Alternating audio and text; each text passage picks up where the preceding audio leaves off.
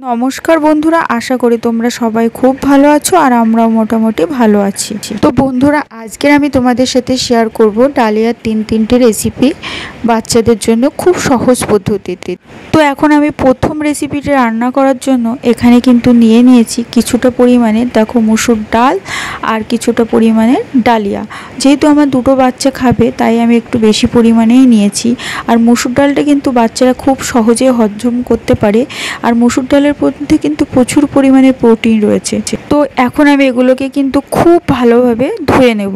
তো বন্ধুরা দেখতে পাচ্ছ এখানে একজন কিন্তু সবজি খেতে একদমই পছন্দ করে না, আর একজন আবার সবজি খেতে পছন্দ করে।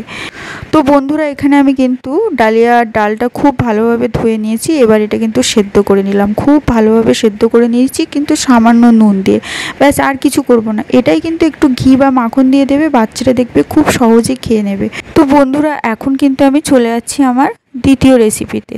তো এখানে আমি দ্বিতীয় রেসিপি বানানোর জন্য প্রথমে যেটা করলাম, কিছুটা পরিমাণে সবজি নিলাম।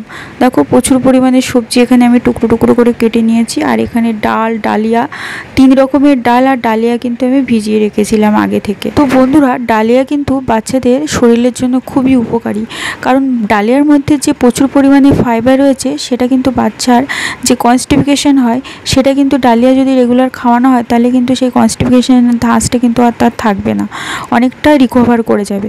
তো দেখো সবজিগুলোকে আমি কিন্তু ভেজে নিয়েছি আর সামান্য পরিমাণে আদা দিয়েছি, জিরে দিয়েছি আর নুন, আর কিন্তু কিছু দেবো না। সবজিগুলো ভেজে নেব যেহেতু কাঁচা গন্ধ না বেরোয়। তো ভালোভাবে ফুটিয়ে নেব। এটা পুরো প্রসেসটা কিন্তু তোমরা প্রেশার কুকারে করতে পারো, প্রেশার কুকারে করলে আরও তাড়াতাড়ি হয়ে যাবে। তো এখন রেডি হয়ে গেছে, একটা ম্যাশার দিয়ে ম্যাশ করে নিয়েছি একজনের জন্য, আর একজনের জন্য এভাবে তুলে নিয়েছি। তো বন্ধুরা এখন কিন্তু চলে যাচ্ছি আমি আমার তৃতীয় রেসিপি।